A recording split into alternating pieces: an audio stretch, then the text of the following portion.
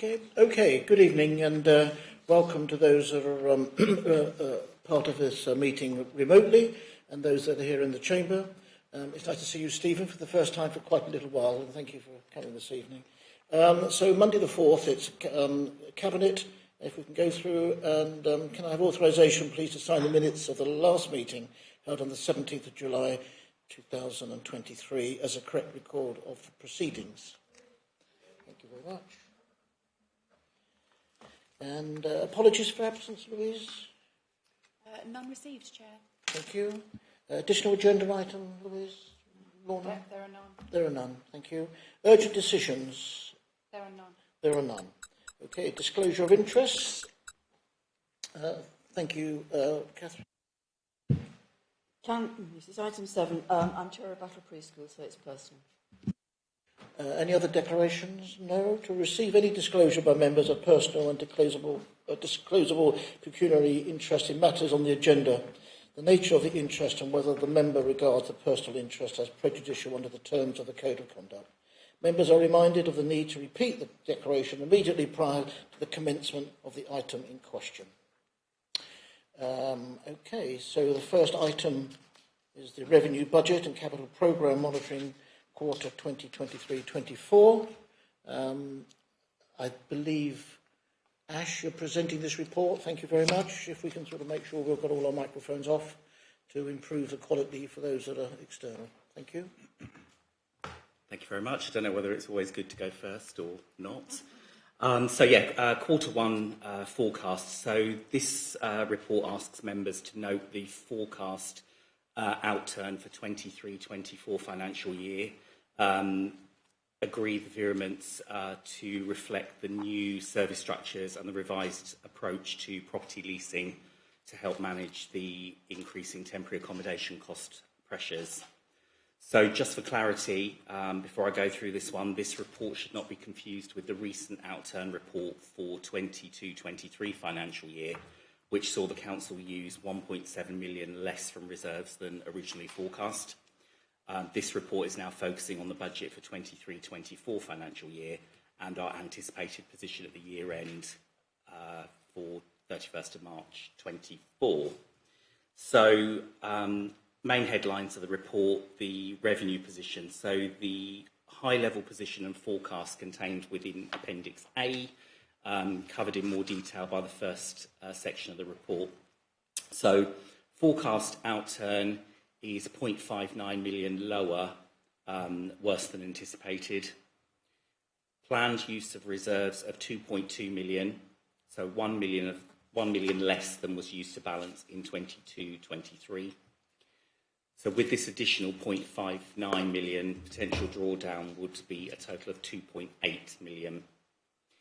If you recall, we drew 1.7 mil less than anticipated last year, so that does provide us with a buffer in reserves, but we still do need to try and work to remove that additional 0.59. If we had to draw down 2.8 mil, reserves at the end of the year would be around 10 million, but this includes around 3.7 we have in the grants reserve, so the net position would be around 6.3, which is 1.3 above our current recommended minimum reserve position. So current medium-term financial strategy forecasts for 24-25 are to use 1.1 million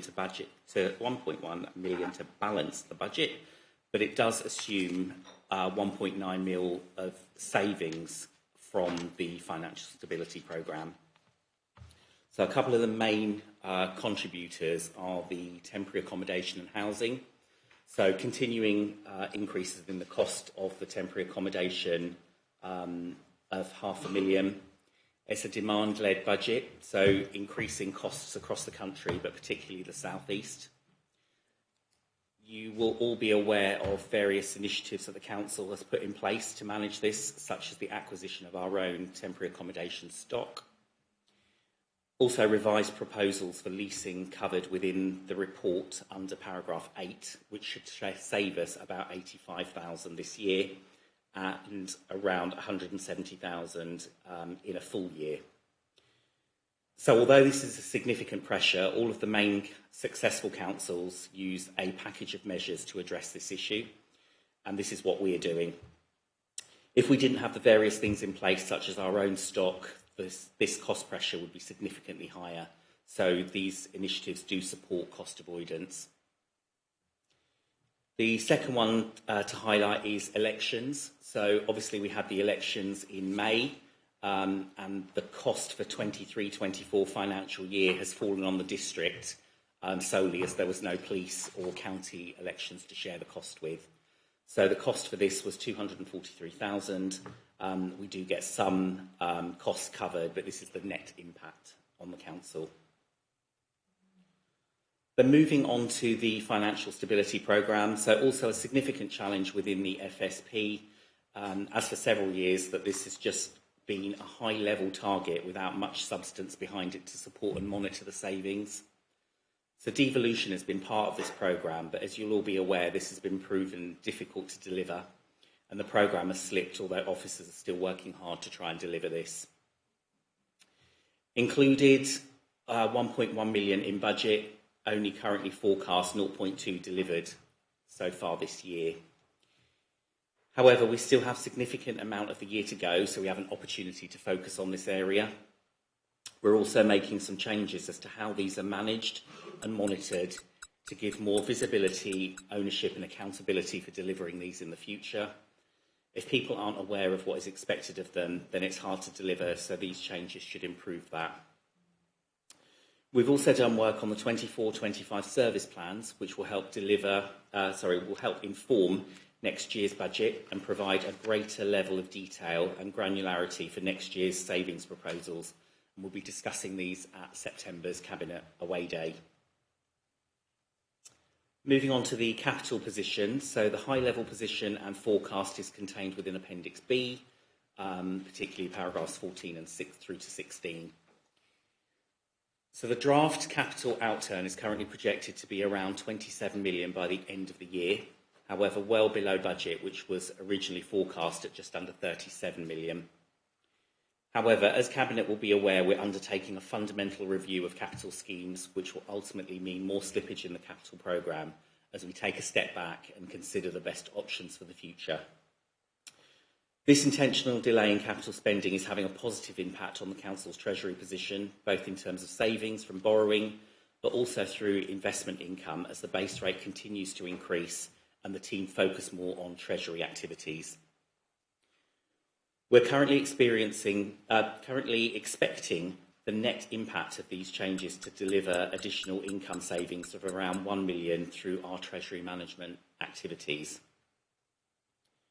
Last point on here is council tax and non-domestic rates.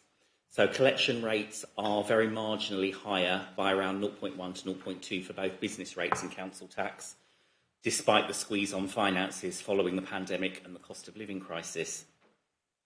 The current economic situation may well lead to a decline in future collection rates, which will have an adverse impact on the income that we collect, but we'll continue to monitor it as we're not seeing this yet. So in conclusion, the forecast outturn at Q1 is a deficit of 2.8 million, which is nearly 0.6 higher than approved planned use of reserves. We did draw down 1.7 mil less from reserves than planned last year, but as previously just discussed, using reserves to fill budget gaps is not a sustainable position for the future. We'll also work closely with heads of services and members to reduce areas of overspend and the impact on reserves over the coming months. Some ongoing challenges in terms of budget pressures, particularly around temporary accommodation costs. Further efficiency proposals to be discussed with members ahead of budget setting next February. We've got the ongoing review of the capital programme, which should be noted. And finally, the positive position in terms of Treasury investment work being undertaken. Thank you very much. Thank you very much, Ash. Are there any questions of Ash? We've got Duncan, our Chief Finance Officer, in the wing somewhere, and I'm sure he would respond to any questions that any members have.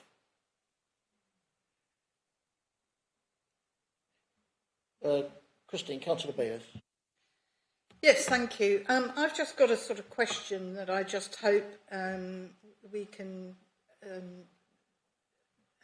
Duncan can expand on slightly.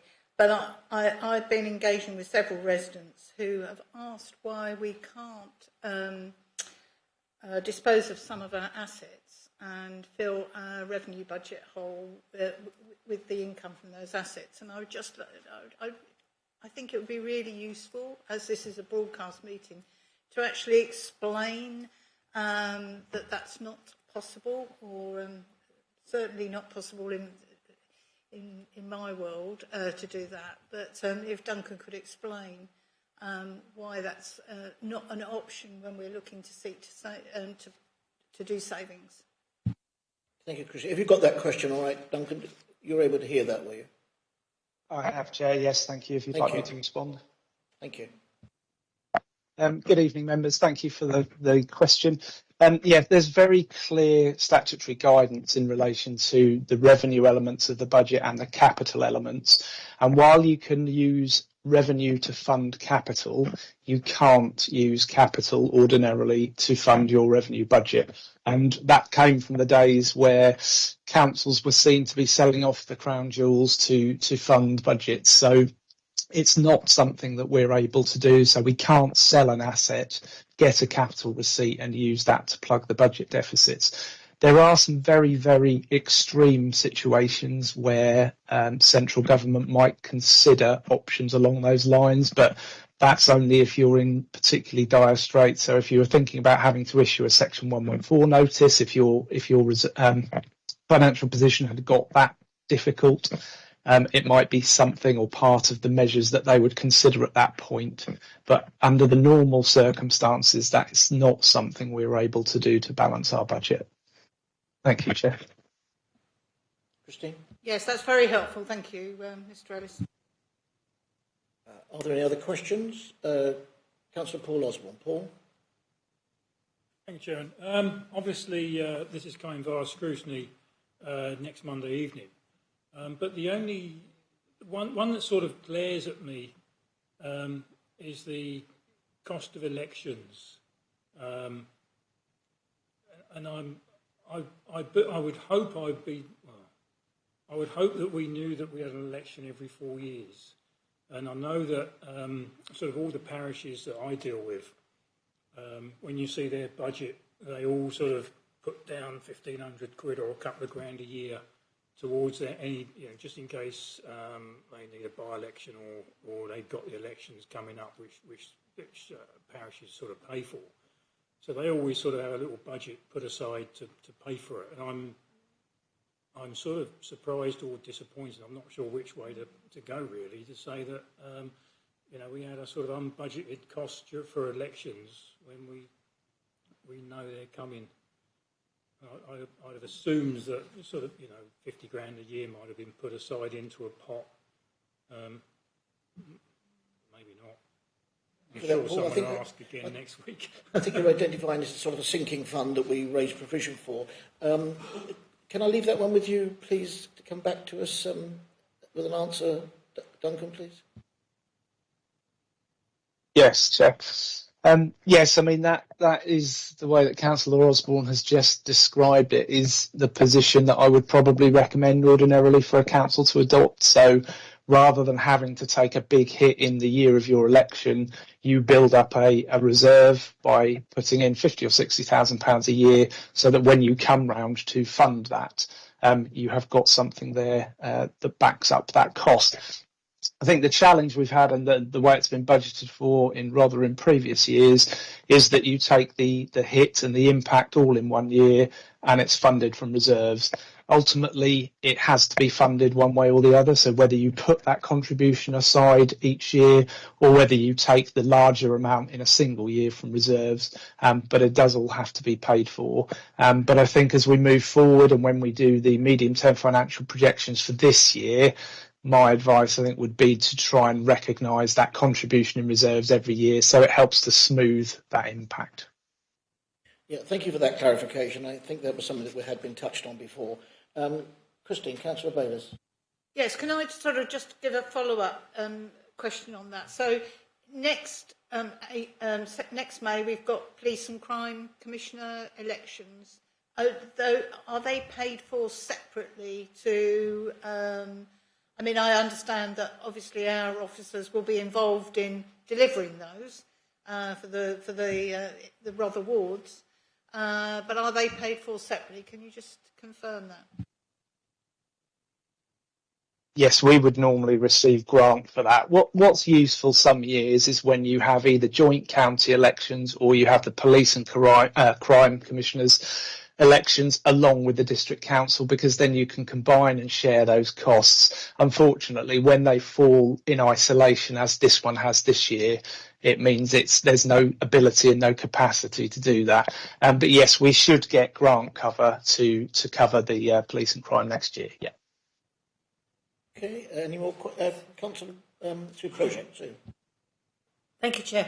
A quick question. I mean, I know there are extra costs in elections for training our staff, and also because we've had the new system where people had to provide identity. I assume as well that we had more staff on at each place of election. It would be quite interesting to know the extra cost of that. Okay, is that something that Lorna... We can find out. We can find that out. I think it would be worth noting, without a doubt. Yeah, absolutely. No other questions from within. Councillor John Barnes. John? Yes, thank you, Leader. Councillor G1 mentioned the review of capital that is going on, and of course we're benefiting at the moment from the slippage in the capital programme. I wonder if Duncan could update us when we can expect that report to reach us. Did you get that question okay, Duncan? I did, Chair. Thank you. Yes, I think there'll be probably a number of individual reports potentially coming through, Councillor Barnes, as we look at each of those large projects within the capital programme. So I think I've articulated previously that the capital programme is significant compared with our size as a district council. You're looking at around £150 million of capital spend compared with a net revenue budget of around 15 to 16 million. So there are probably 6 or 7 schemes in there, which I would suggest for an authority of our size are quite large schemes just to be undertaking one. So to be having a very ambitious programme, but to be having so many in the current economic climate that we are facing is very challenging. So when those business cases were done several years ago and we were probably able to access borrowing at 2%, the payback and the income we'd anticipate from those now is very significantly diminished now that we're having to borrow at 5.5%, for example. So there are a number of schemes. So the Town Hall Revitalisation Scheme, for example, is something that's currently being reviewed at the moment. And what we would propose to do is bring forward a report that looks at an options appraisal for the Town Hall so that members can consider the various advice from the officers as to how we take that scheme forward.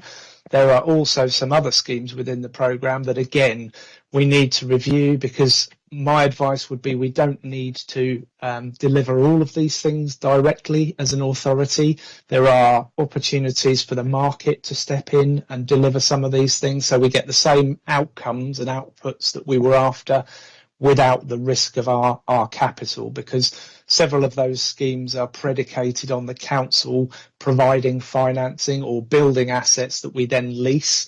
And again, that construction, not only have we faced the challenges in terms of borrowing, but the construction inflation, construction inflation is significantly increasing as well. It's getting more difficult to find contractors and their costs are going up. So there's lots of things working against us, unfortunately, at the moment in terms of capital.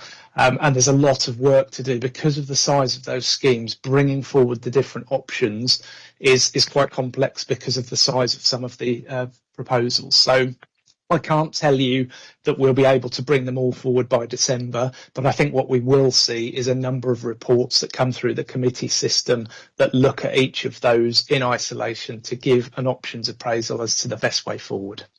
Thank you. Yeah. Thank you, Duncan, for that very the insight and clarity. I think that perhaps has helped resolve that question. So given the fact there are no other questions from within or without, we can move to The recommendation is that we resolve, as per the report, items 1, 2 and 3, and if that can be moved, and second, please. And second, and those in favour, and that's unanimous. Thank you very much indeed. And we can move into the next agenda item, which is agenda item 7, being the Lawn Tennis Association Tennis Foundation. This is a report from Deborah Keneally, Head of Neighbourhood Services. Who's presenting this report? Deborah is. Thank you very much indeed. Over to you, Deborah. Thank you, Chair, and good evening, everyone. Yes, this report is to seek approval for Council to accept grant funding from the Lawn Tennis Association Tennis Foundation to deliver resurfacing of 5 tennis courts in Egerton Park and 2 access gates. It should be noted that the funding offered has since been confirmed as slightly more than noted in this report. It is now set at £104,954.50. So I just wanted that to be noted, if you would. In addition to the current recommendation, it should also be noted that officers are also seeking delegated authority for the Council to enter into a call-off contract with the contractor appointed by the Lawn Tennis Association. Egerton Park has 8 courts, of which 5 are open to the public. 1 court is used as a kickabout, and the remaining 2 courts have historically been leased to Bexhill Tennis Club for the sole use of their members. Paragraphs 1 to 5 of this report set out the background to the funding and what the LTA wished to achieve in opening up tennis, growing participation and increasing opportunities to people of all ages and abilities to play tennis. The funding is directed at improving existing courts and installing new gate access technology to support easier booking and to ensure sustainability through a steady stream of income while supporting open access to free tennis on a regular basis. Paragraph 6 sets out the current use of the courts, and paragraph 7 explains the funding is only available to open access public courts that are available to the public at all times of the day. This therefore excludes the kickabout court, which is very popular with young children and used by people of varying ages and will therefore remain as it is.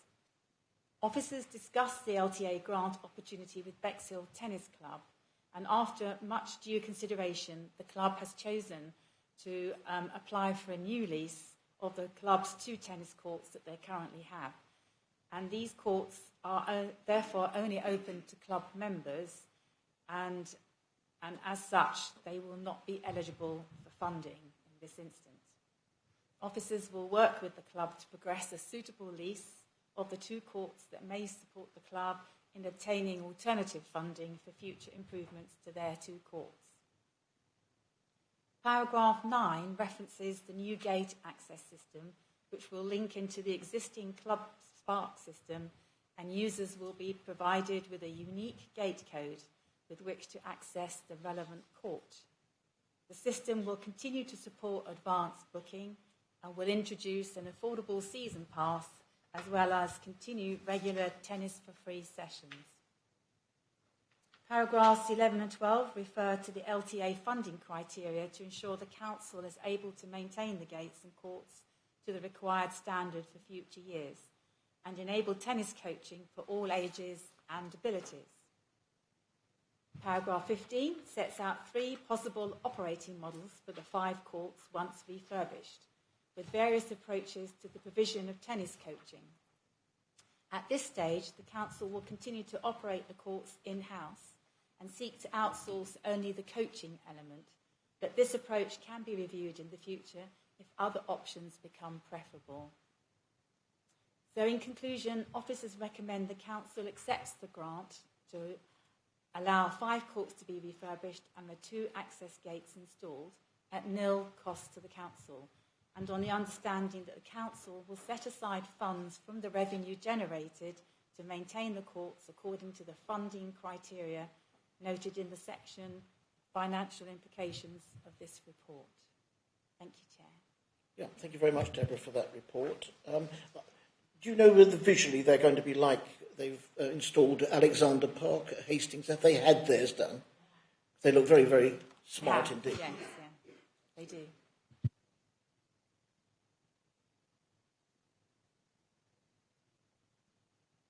Christine Bayliss, who's the ward councillor. Yes, and I'm talking on as the ward councillor for Central Ward. I mean, I welcome this report and I welcome the grant, and I think this will really add to the facilities in Edgerton Park. But I am concerned that the two courts that are run or leased to Bexhill Tennis Club will not be financed. And I'm very pleased that you've said, Deborah, in your introduction that you're going to be working with the tennis club to try and source some additional funding for their refurbishment. The tennis club, although it's quite correct and it doesn't fall within the ambit of the conditions of the grant that they're not public accessible. They are leased to Bexhill Tennis Club for their exclusive use. But the club is recognised as a club which offers accessible sporting facilities.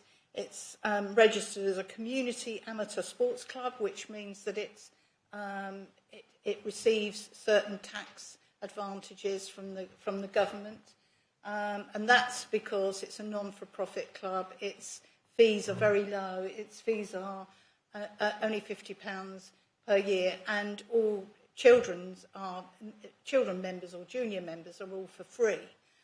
So they're very accessible, and I think we learned earlier today that they do lots of work with various different groups. So there's a disabled children and adult sessions that they operate from the courts. So they are an important part and parcel of the park facilities. They're there to offer coaching for people who want to, take up tennis as a, regular sport and exercise. So I'm really pleased to note that you've mentioned that. I would say that the existing conditions of their lease, which is that they just pay a fee and we are obliged under that lease, which is just a 3-year lease. Rother District Council has to maintain it and sweep it and weed it and all the rest of it. And I know that the tennis club has invested quite a lot of its own members' money in, in facilities, to make sure that the courts are kept well. But they will need a longer lease than 3 years. So if we're expecting them to, say, raise several £1,000s, and I think we're talking in the region of between £34,000 and £40,000 to have their 2 courts brought up to the same standard that the other courts in the park will be at, then we need to, obviously give them a longer lease so that they can get a return on that investment. So that's all I would ask, and that as the local ward member and myself and Councillor McCall, who is also the local, that we are kept up to date with how that is handled and developed. Thank you. Is there a response to that, Deborah, please? If I may, Chair. Yes, please. Yes, you're quite right. We have been talking with the Bexhill Club for some time, and they have historically had 3-year leases. I'm not quite sure why that was, but we would be looking to support by trying to negotiate and agree with them a longer-term lease. But that would have to take into account probably some sort of maintenance aspects and things like that, as we're doing with many clubs, that they would have to provide as well. But in getting that longer-term lease, hopefully they would then be able to apply for funding to improve the tennis courts. Councillor Projet. Very much. I was interested on page 17 that you looked at the operating models, Deborah, and thank you for all your work on it. I mean, it's a really good asset for Bexhill, a wonderful improvement for the tennis provision there.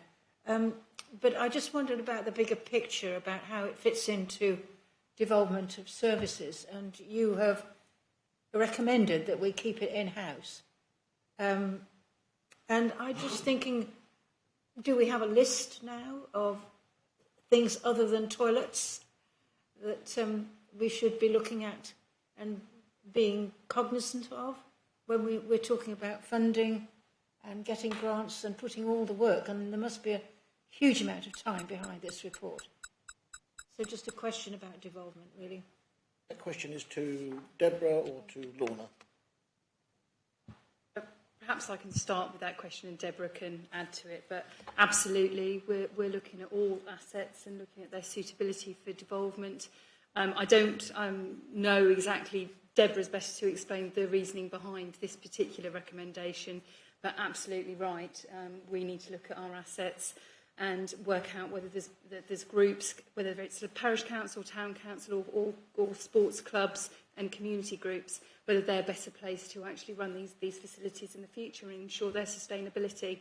But I'll hand over to Deborah for any specifics in relation to the courts. Thank you. We are still in discussions with the LTA. The first step is getting the funding, but the operating model is open to sort of discussion, but for the sake of getting the funding, we decided to keep it in-house for the time being, because also we don't know the situation with the devolvement as well and how that's progressing. But we did confirm with the LTA that the devolvement will not impact the funding, that there's not an issue with that overall, if that makes sense. So we can still devolve as we wish. That's fine. Okay, thank you for that. I've got a couple of questions remotely. Tony Biggs. Tony?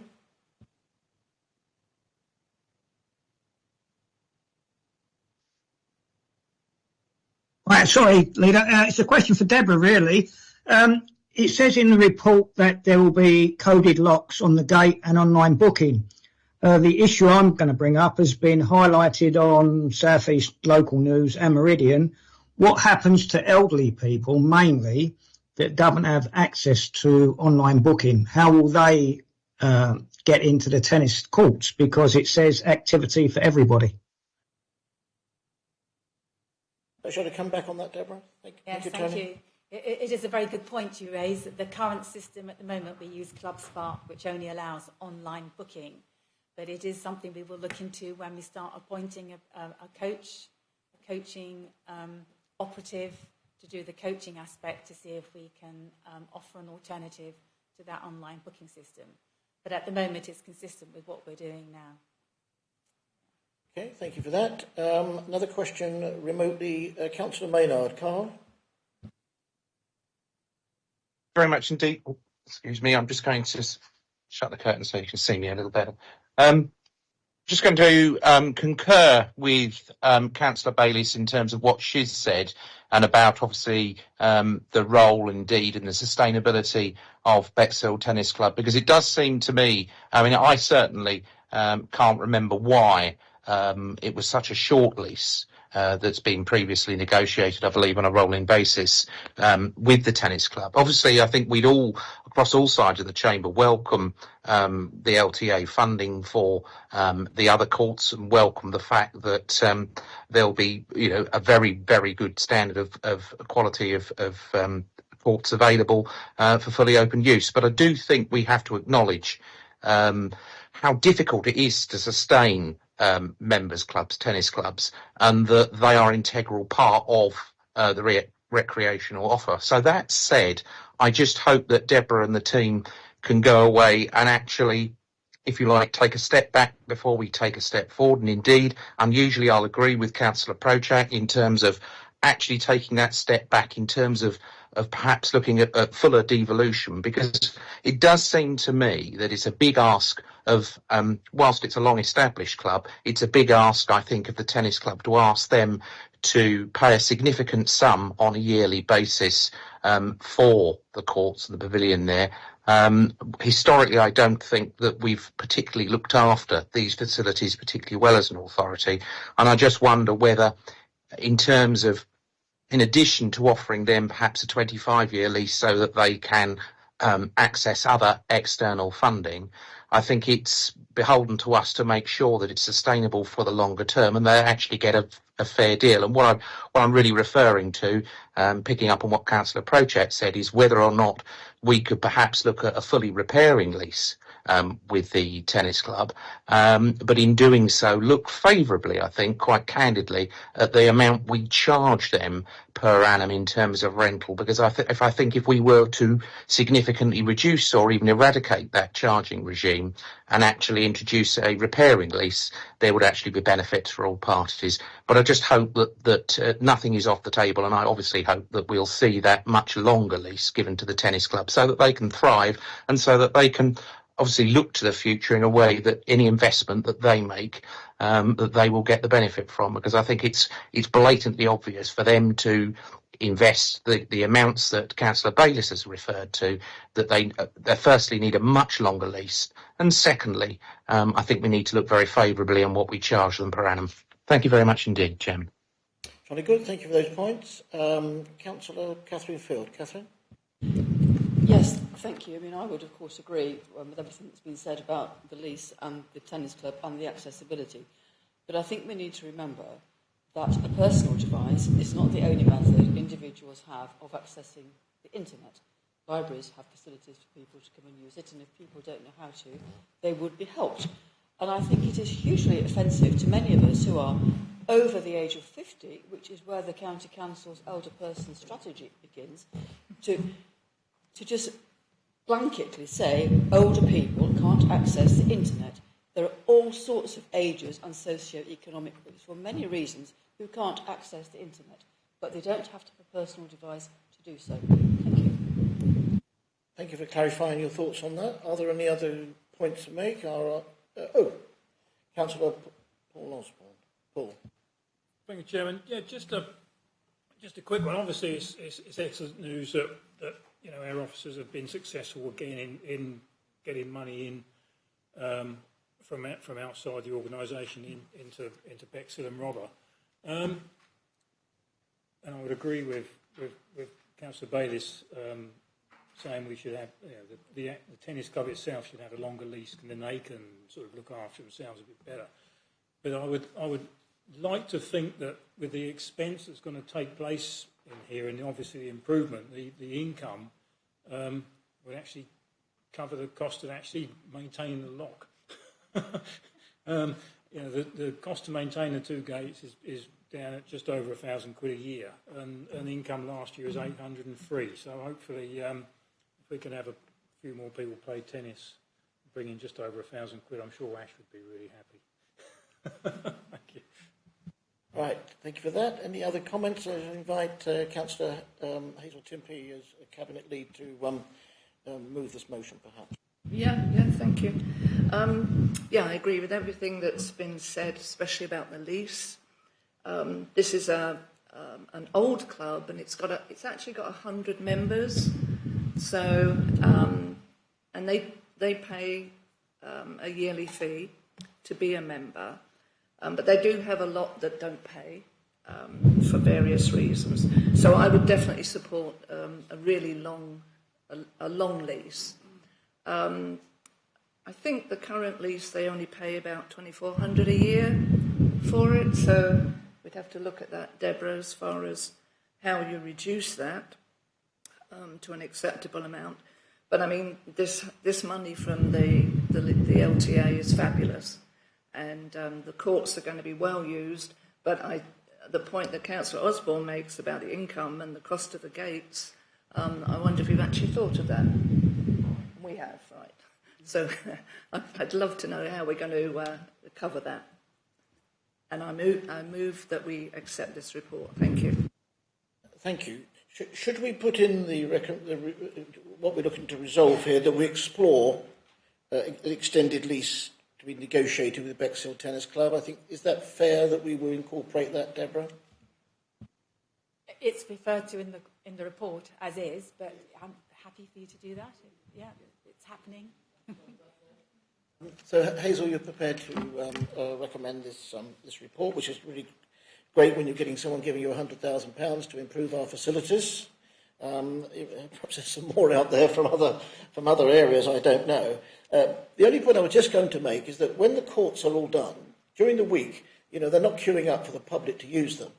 There's no reason why the tennis club members, if they're full on their courts, can't use the other courts. That's quite correct. They can book the courts. They currently do now, book additional courts. So no, that's absolutely fine, just like anybody can.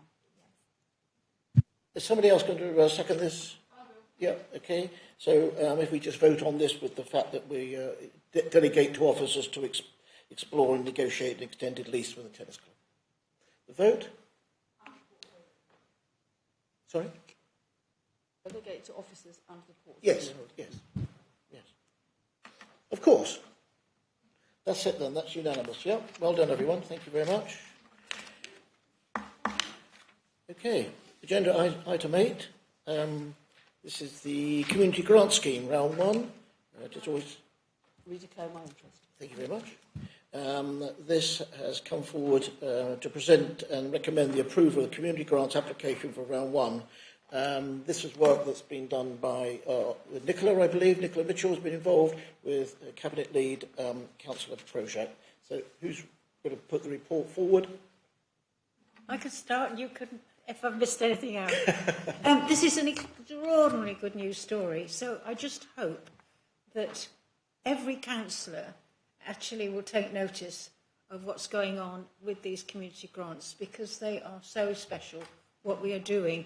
Small amounts, but kick-starting and delivering huge benefits across Rother. We have a very good meeting.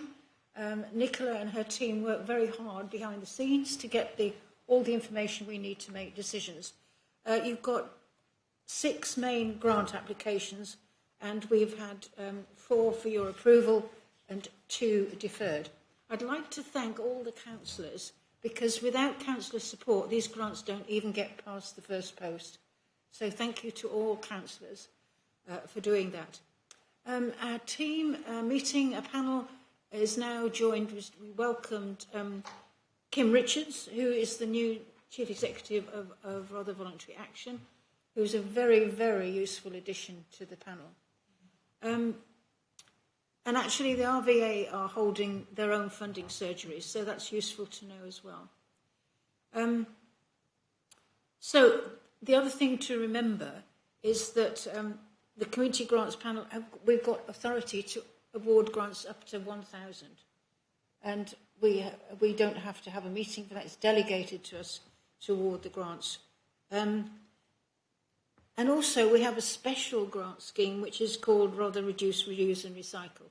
So if you've got community projects in your patch, then ask them to apply for that one.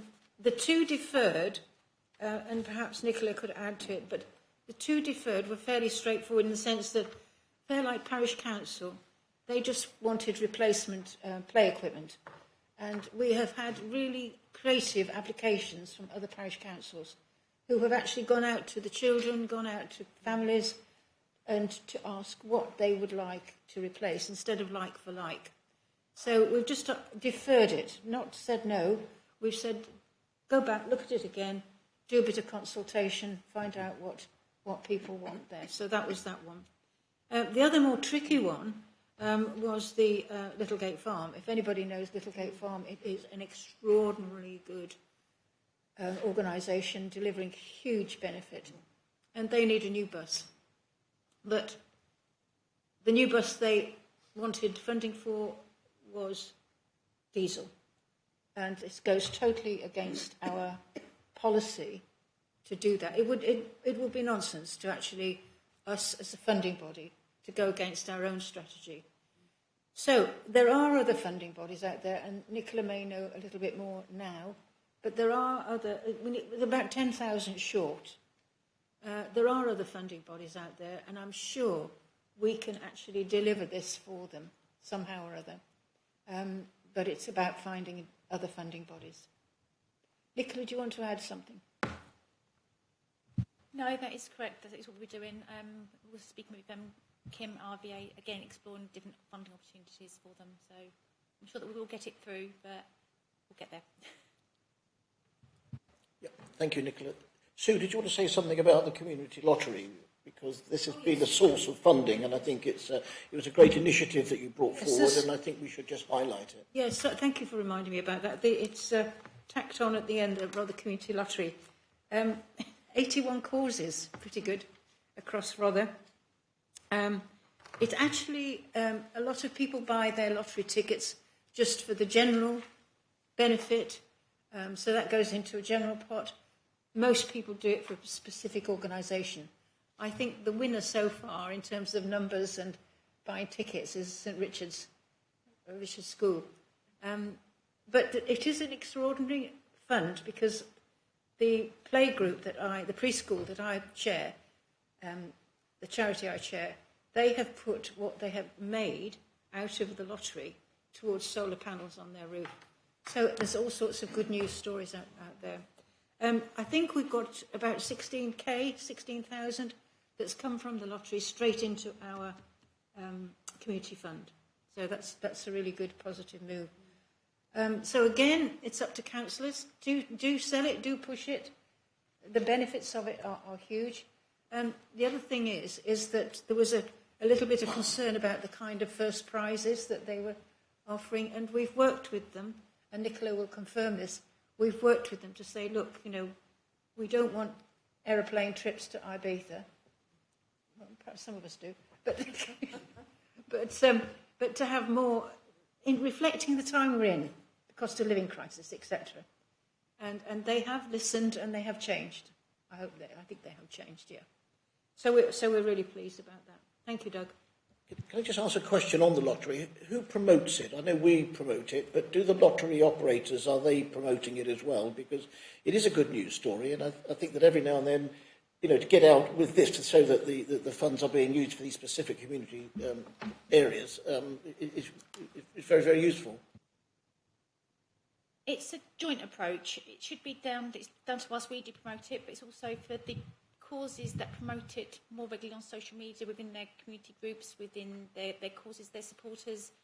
Those are the ones that do better at it than those who don't promote it. So it really is a joint effort. There's a couple of questions from within. Councillor Timpey. Thank you.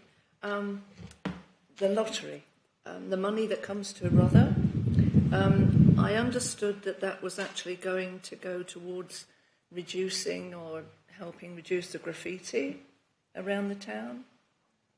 Is that still happening? Is it a different pot? I think Ben can just throw something, an answer at that.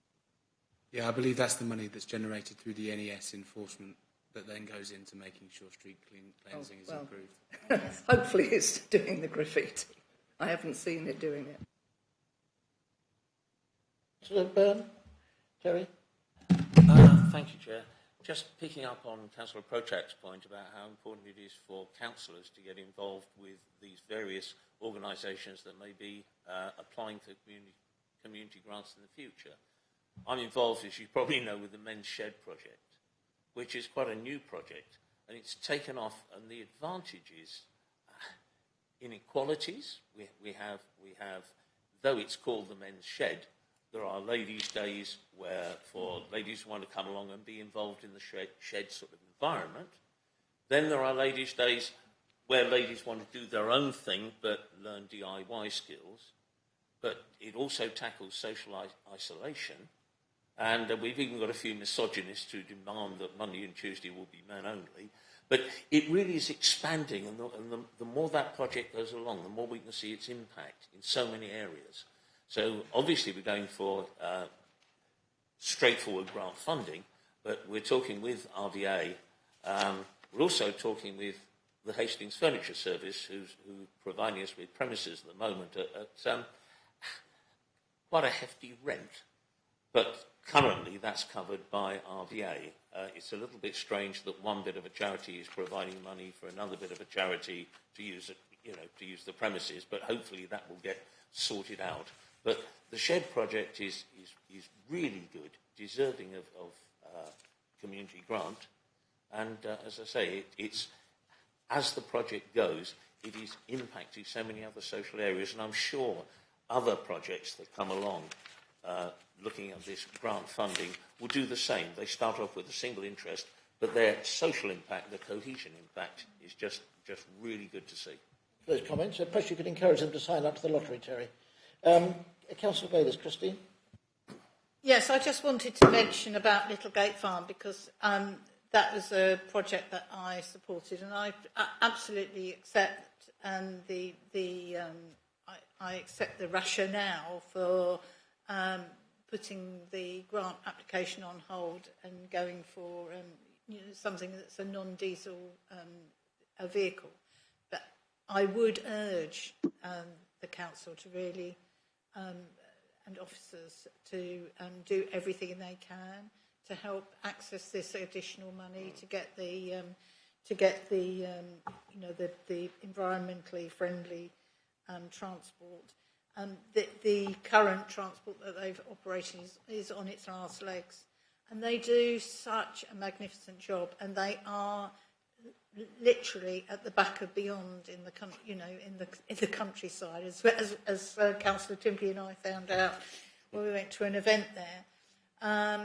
But just in the last week or so, I talked to a young man who actually we managed to place through the Cooking Up Community Skills stand that we ran at the jobs fair, a Littlegate Farm trainee with a local restaurant in Bexhill, and today out with the chair of Team East Sussex. We visited a project in Rye, the Rye Fisheries Project, where they have just taken on a Littlegate Farm trainee on a permanent, fully paid basis, and they do just the most amazing job in terms of equalities and what have you. So, I accept that we will use our best endeavours, but I would really urge you to not leave any stone unturned to find that extra money. Thank you. Thank you for that. There's sort of insight into the benefits of the community screen. You put your hand up, Nicola. Did you want to respond to the old man's shed or something like that? I don't know. Yes. Just originally been incarnation of the men's shed to Hastings Furniture Service, so we provided a lot of the tools, a lot of the fit-out costs. We actually funded that through the community grant scheme. So is there every reason for them to sign up for the lottery then? Exactly. Sam, Councillor Sam Coleman. I've got you both online. I've got Terry and Tony, and Tim. So I'll be with you in a second. Yeah, thanks, Chair.